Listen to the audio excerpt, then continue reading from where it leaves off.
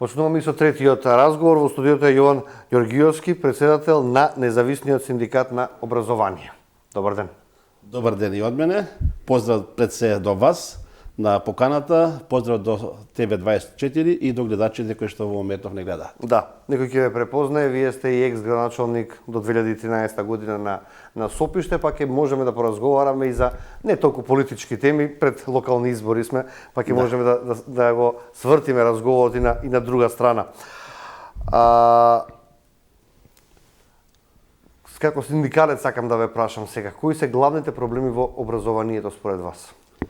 Па бака, јас на кратко ќе дадам на моје видење. Синдикалците се тука за да ги решаваат проблемите на работниците. Директно кај што можеме да работиме со секој ден вработен во било која сфера во образованието, каде што и ќе порудиме правна заштита и каде што самите работници ја гледат разликата од овие повише синдикати кои што се сега во Македонија.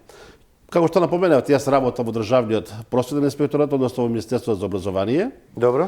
Пред неполни 15-16 месеци го направиме синдикатот Државен просветен инспекторат, значи независен синдикат на Државен просветен инспекторат. Колку членови имате сега? Како Државен просветен инспекторат бевме некако 45 до 50% во самото отварање. Што значи дека одма постигна репрезентативност. Сега во моментов во Државен просветен инспекторат има над 60% од вработените. Но знаете дека Државен просветен инспекторат од 1.1.2025 година веќе е под капата на Министерството образование и наука. Затоа што претходно бевме како самостален правен субјект. Така беа сите инспекторати. Сега сите инспекторати преидоа во министерството, односно во ресорните министерства. И ние тоа исто го направиме, се вратиме као намо каде што бевме до 2014 година во Министерството за образование и наука и сега независниот синдикат на Државен просветен инспекторат го пререгистрираме во независен синдикат на Министерството за образование и наука. Државен просветен инспекторат. И сега како синдикат нормално кога го направивме се соочивме претходно со големи потреби каде што ни треба трета страна во поглед на работата работодавец и работник. Гледаме дека директните контакти не можеме да тек така онака да ги решаваме со работодавец. И која би била таа трета страна? Таа трета страна е синдикатот. Нормално тоа е заштита на работникот. Така. Направиме иницијатива, го регистрираме синдикатот и видовме дека придобивките се огромни, големи се. И нашите права, нашите барања кои што ги доставуваме до работодавецот, многу полесно се доставуваат и чекаме побрзо одговор. Како синдикат. Додека како вработен, тешко тоа се, дури не сме да некојаш да прашаме, иако сме во право. Само ќе напоменам дека во моментот кога го правиме синдикатот, носиме одлука каде да припаднеме. И реколме дека најдоброто да припаднеме кон Конфедерацијата на синдикални организации на Македонија, затоа што еден е од тие големи синдикати кои што нуди директна правна помош на секој еден работен. Како илустрација ќе ви кажам дека во Конфедерацијата имаме над 55-6 адвокати кои што имаат постигнато договор, потпишано договор за работа, за заштита на правата на работникот во било која сфера пред сите институции. Дали во самото место каде што работи или не знам некои поголеми институции како што и судот. Ќе се навратам конкретно за нашиот синдикат каде што во минатата година имаме неколку успешни преговори со сегашниот директор, каде што претходниот малце имаме некои недоразбирања. Прво не беше соодветен за таа позиција која што имаше како директор и покри одлуката на ДКСК кажа дека не се одветен дека владата треба да го повлече неговиот предлог. Не го направија, они му дозволи дури трет ВД мандат, каде што и тоа го направи. Ќе кажеме дека ние успеавме со директора да направиме, да добиеме таа јубилејна награда. Добивме К-15 и постигнавме еден добар договор, односно правилник направивме за исплата на патните трошоци за користење на приватен превоз за потребите на јавниот дел, каде што самите инспектори обавуваат нивните задачи. Правилникот е подпишан од страна на директорот, но со доаѓањето во Министерството за образование и наука, тој правилник веќе мора да се направи мала корекција, затоа што Министерството за образование си има свој правилник. И тоа е во фаза на разгледување, така да мора да ги пофалам дека и од Министерството за образование, правниот дел кој што е во Министерството и делот од финансии во самото Министерство за образование и наука, имаме прекрасна соработка и мислам дека ова ќе го надминеме, брзо ќе дојдеме до решение за исплата на платите трошоци. Имаме пропусти од претходниот директор каде што платите трошоци не беа исплаќани на време. Имаше закаснување, имаше селекција на исплата на платите трошоци. На дел исплатени, на другиот дел не ги плаќа. И тоа заостана, дури и сега, во ова време, по Министерството за образование, обврската останува, мора се останува плата. обврската нормално, покрај своите надежности, како обврска ќе ги има и оние долгови кои што ги има за останато од Државниот просветен инспекторат. Но сакам да кажам дека тие пропуски што ги направи Државниот просветен инспекторат во тоа време, во тоа работење на тој директор, сега се бара солуција како да се исплатат тие заостанати плати. Имаме и уште едно друго, каде што дел од институциите, пак ќе кажам, овде ќе имаме проблем во државата, институционално работење. Самите институции не работат онака како што е по закон, него има толкување по свое. Лица кои што биле на боледување, им кратат додатокот кој што им следува, додаток за ризик на работа. Тоа е 30%, каде Законот за инспекцијски надзор, ЗИН, донесе одлука сите инспектори да можат да земат 30% зголемување како ризик на работа. Сега кога се на боледување, им ги скрати. И тоа само кај нас во нашиот дел, во инспекторатот. Имаме пример во друга институција каде што кажаме дека еве го пример, го ставиме на маса, дека таквиот пример инспекторатот од труд донесе решение да се исплати тоа што го погрешиле. Во Министерството за образование и наука кажа дека да, има грешка и се обратија до финансии, Министерството за финансии, кажа таму дека не треба да се исплати, а од друга страна па во управа за земјни приходи кажува дека треба да се исплати. Неколку мислења, значи. Да, значи сепак мислењето секој го толкува онака како што он мисли дека треба да биде. Значи овде ќе имаме закон, треба да се примени закон, а не толкување секој поединечно. Тоа се тие проблеми кои што ги имаме. Дали треба да се промени некое законско решение да нема вакви недоумици тоа? Сега, ние ги гледаме сите тие проблеми кои што се случува кај нас во нашиот синдикат и во соработка со Конфедерацијата синдикални организации и во соработка со другите синдикални организации кои се во самата конфедерација. Гледаме дека проблемите се скоро идентични во сите институции. Одлучивме да направиме нешто ново, а тоа да направиме федерација во делот конкретно за нас, во делот на образование. Во делот на Министерство за образование, се што под капата на Министерство за образование, да направиме федерација на сите институции. Тоа е почнувајќи од градинките, основните, средните училишта, факултетите, да, со своји представници, со своји синдикати, факултетите, студентските домови и самото Министерство за образование, каде што сум и јас во Државниот просветен инспекторат. Таа иницијатива веќе е во фаза на реализација и мислам дека за кратко време ќе се реализира, ќе го регистрираме таа федерација и ќе почнеме да работиме со сите овие институции што се под капата на Министерството за образование.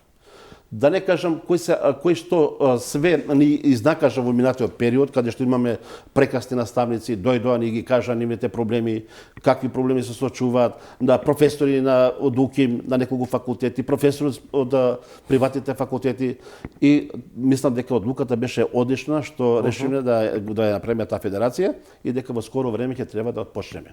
Ние како федерација предлагаме. Каде треба најмногу да се работи? Да се подобрат условите за работа, каде треба најдобро да се стави акцентот? Во кој дел од образовниот процес? Види, како образование е многу сложена материја, каде што од основното до факултетите имаме огромни пропусти во делот на образовниот дел, во образовниот процес. Тие грешки што се прават, каде што работниците, односно наставниците, професорите ги гледаат секојдневно, бараат преку нас да почнеме за разгледување и решавање на тие проблеми. Ние како федерација ќе се навратиме на тоа дека предлагаме до владата да се донесе нов закон за синдикат. Не во законот за работни односи како што е сега, да може секој еден кој што пристапил во една синдикална организација, како што пристапил да може да излезе. Не да биде условие дека во минимум 3 години треба да членува, затоа што бил во членовата синдикална организација или не знам користел некакви бенефити или услуги од синдикатот. Покрај тоа сака бараме од владата да може дел од процентот, 20% репрезентативност кој што треба да ги има, тој процент да се намали.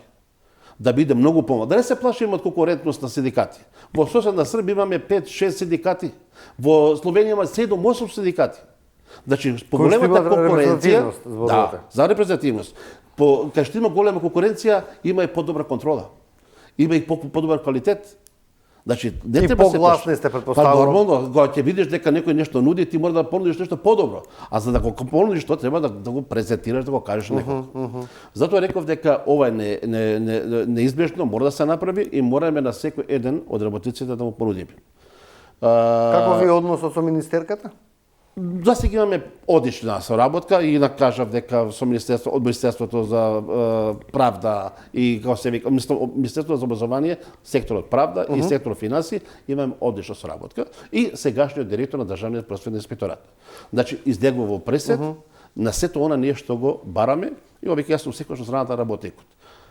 Да, ама системски некако не иде решението, не се решава како што треба. Да не кажувам што се случи во минатото во држава во Кочани, во Тетово, во Ласкарци, во Бугарија, такво нешто може да се случи кај нас во образованието. Кој ќе сноси одговорност? Значи, тоа што ми го секојдневно доаѓаат наставници и кажуваат што све се случува во образованието. Како работени со децении, 10 на 15 години, не може да се трансформира работното место. Како вчера приме наставник, одма го прима на неопределено работно време. Или во градинките, каде што имаме несоодветен кадар, имаме многу малце кадар. Негователки, воспитувачки имаат по 20-30 деца во група, а дозволено е 4, 5, 6 дечиња. Значи, тоа е многу голема бројка, што тоа ние како синдикат ги опфаќаме тие гранки и сакаме да навлеземе во сите сфери, од градинките до факултетите, да можеме да соработуваме и да помагаме. Само ќе напоменам уште ова дека како синдикат работиме и на меѓународно ниво. Еве сега на 7 јуни имаме закажано една убава трибина која ќе се одржи во Скопје. Добро. Тоа е во делот на полицијата, Балкан, безбеднесен Балкан за време на летниот период, каде што ќе биде во соработка со полицијата од Македонија, значи меѓународна полициска организација. Таму е поканет и министерот за внатрешни работи, други соработници од МВР, доаѓаат од Црна Гора, Србија, доаѓаат од Албанија, Бугарија, нормално и некои домаќини. Екипи ми се чини дека и лани имаше од Србија во Охрид, така беше? Да, имаме и лани, ова мислам дека лани беше и тука и во Скопје беше и во Охрид беше, да. Али овој пат тебе како ние како домаќини ќе бидеме во континентал и ќе ги пречекаме нашите како се вика соработници од синдикатите и да можеме да ги размениме и другите искуства. Тоа зборувам, да. Колку си помагат едни на други, например со соседите, со Па види, во однос на активности, во однос на мерки, во однос на барања, функционирање на синдикалните движења. Во овој период сега ние правиме меморандум за соработка со неколку синдикати од Србија и од Романија. Така да многу ни е битна нивната работа и нашата, да видиме да направиме разлика меѓу работењето на тие синдикати и нашите. Еве, Романија е членка на Европска унија. Јасно. Да видиме како они работат, како они функционираат. По европски стандарди. По европски стандарди. Дали можеме нешто ние да промениме во нашето работење, да примениме од тие нормативи што ги нуди Европската унија. Подоцна, како што кажав, дека имаме соработка и со Црна Гора, и со нив ќе направиме меморандум за соработка, и така на овој регион на Балканот ќе имаме еден поширок круг на соработка во делот на синдикатот. Има синдикати како што е СОНК, имаат синдикат за образование во ССМ. Каква е соработката со домашните синдикати? Па, види сега, јас не сакам да ги коментирам многу нив, но доаѓаат реакциите од самите членови кои што се во тие синдикати. Еве, денови доаѓаат наставници, професори кои што сакаат да излезат од тие синдикати, но правото им е скратено. Велат, имате во статутот 3 години минимум да бидете членови за да излезете. Имам и тука и решение едно каде што СОНК го донеле до едно лице во градинка каде што работи, му вели дека вие ќе треба да останете 3 години да ги плаќате вашите придоноси, после 3 години може да излезете. А во тие 3 години, односно во минатите 10 на години каде што бил член, никаква обврска или никакво задолжение немале од СОНК. И никакви бенефити, кога ќе пресмета 1% од плата, тој не е дека зависи во платата од 300 до 500 денари, 600 денари, зависи кој колку плата зема, тоа се големи пари. Значи, ако 10 на години бил член на СОНК и ништо не добил, а сега сака да излезе, уште 3 години да остане, зашто да остане таму? Кога правна заштита нема.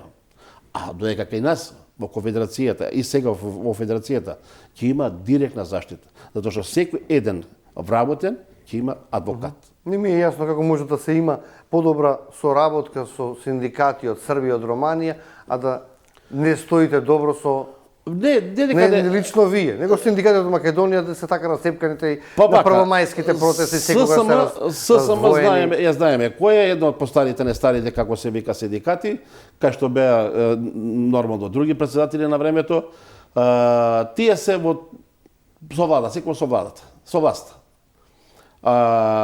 И они ССМ, па и СОНК, СОНК е репрезентативен. СОНК репрезентативен е и ССМ, кој што таму е Томислав Гиевски како независен синдикат на образованието, кој што беше наш, беше во КСОМ. Он излезе од КСОМ, отиде во ССМ. Отиде со целото членство, а членството не знае дека заминал таму. Како може он да излезе, а вработените од ССМ не може да излезат? Значи, сепак тука треба нешто владата односно законот за синдикати мора нешто да има по-конкретни, по-директни, прецизни, како се вика, прашања, за да може да работниците да знаат што да прават и кај да одат. Што значи да се види со владата синдикат? Па види сега што да се со владата. Добро е кога имате добра релација со владата, затоа што можете барањата, нашите конкретни барања да ги доставиме директно, како предлози, како идеи, да ги доставиме на владата. И владата може да ги земе во предвид, барем на разгледување, ако не и на решавање. Значи, во иднина, во некој догледно време да може да излезе во пресед на нашите барања. Затоа и реков, ние како федерација сега тоа го бараме и предлагаме на владата за промена на законот за синдикат. Тоа мораме да го направиме, затоа што инаку во спротивно ќе имаме проблем. Вработените кои што се во тие синдикати не може да напуштат, а не може никај да влезат. Мада може да бидат и во повише синдикати. Еден вработен може да биде во повише синдикати. Но зошто да бидам во 2-3 синдикати да плаќам, а да користам услуги само од еден? Значи тоа мора да се надмине. Во однос на платите и колективните договори во образованието, како се задоволни? Сега имаше зголемување на платите на просветните работници? Па да, значи тука глобално сите сме за едно исто, нели, и за минималната плата, и за платите во делот на образованието. Сите синдикати се залагаат да има што поголеми плати, но вработените не велат дека е само проблем платата. Туку внатрешно организирањето на работниците, на вработените, таму е проблемот. Менеджментот, значи. Менеджментот и сите и оние лица кои што се во самите институции, таму е проблемот. Као што напоменав, кои што нема трансформација на работните места. Или прекоредно, или не знам, несовдетни кадри се вработуваат. Тука е проблемот. И тука другите синдикати не излегуваат во пресед на овие прашања. А ние тоа го нудиме. Како државен образовен институт, инспекторат, што и каде, колку често сте на терени и каде ги забележувате нерегуларностите? Па мора да кажам дека последниве месеци многу сме на терен.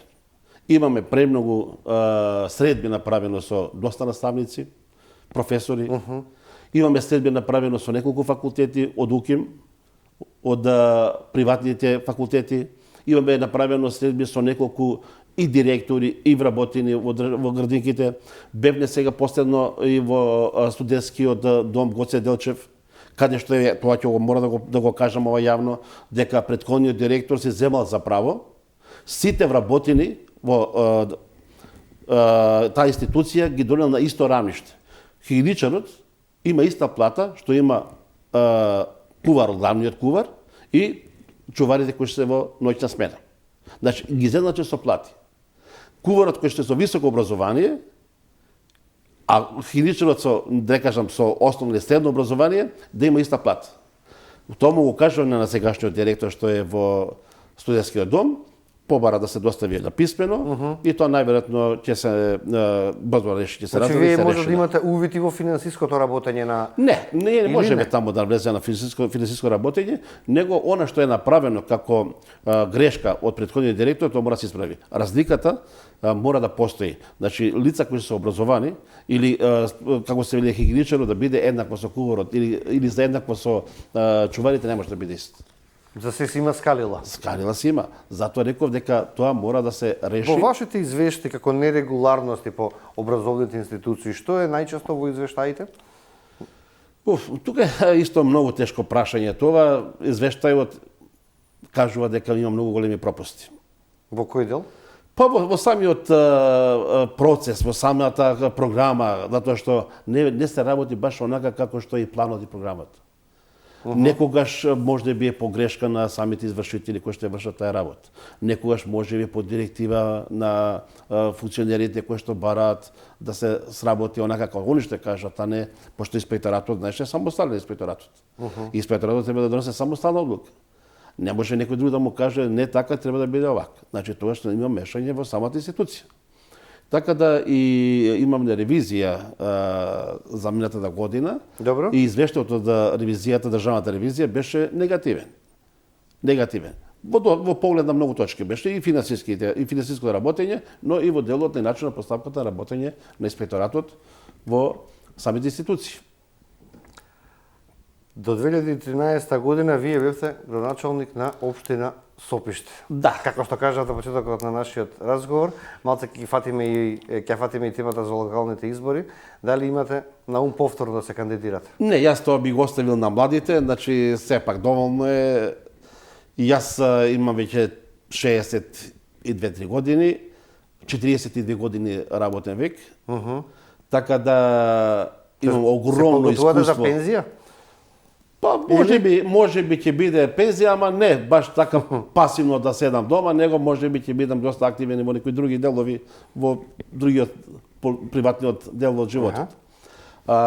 Сакам само да кажам дека моите 42 години минати ме наведоа да многу нешто да направам и се посветам во правото на работникот. Затоа и не случајно влегов во овој синдикат. Јас сум бил и претходно во други синдикати, но овој пат јас сум претседател на синдикатот и сакам да го имплементирам тоа што сум го доживел како работник, како работодавец или како во приватниот сектор кај што сум бил и имал и вработени, голем број на вработени. Така да тоа ми е доста јасно и сакам да помогнам секој еден од работените. Ја користам приликава сега да ги поканам сите оние кои што се во делот на образованието, значи од градинките до факултетите, да разгледат можноста дека може да пристапат кон нашиот синдикат, со тоа што ако се членови на другите синдикати, може да одберат и втор синдикат. Значи да пристапат кај нас, па нека видат разликата како ние работиме. Наша членарина е многу смешна, да не кажам символична, каде што е 3 пати помалку од оние што земат по 1%, но услугата е многу поголема. Многу поголема. За секој вработен имаме адвокат. За било кое прашање, заштита или дека да го брани, имам адвокат. Јас ви благодарам за денешниот разговор. Се надам дека ќе бидеме поканети кога ќе се формира таа федерација на синдикати и ќе имате успешни действија со синдикатот и со федерацијата. Уште сега јавно ве поканувам, значи на 7 јуни во хотел Континентал, за ова меѓународна организација на полицијата, да дојдете да бидете наши гости и да видите дел од тие и да ги пренесеме пораките кои што ќе бидат. А секако и за сите било кои други активности бидете поканети и уште еднаш благодарност за вас за моето јавно излагање пред гледачите. Ми беше чести и на мене. Почитувани, овде го завршуваме и третиот разговор, а со тоа и ја завршуваме денешната емисија Студио 10 со мене повторно следниот четврток. До тогаш, пријатно.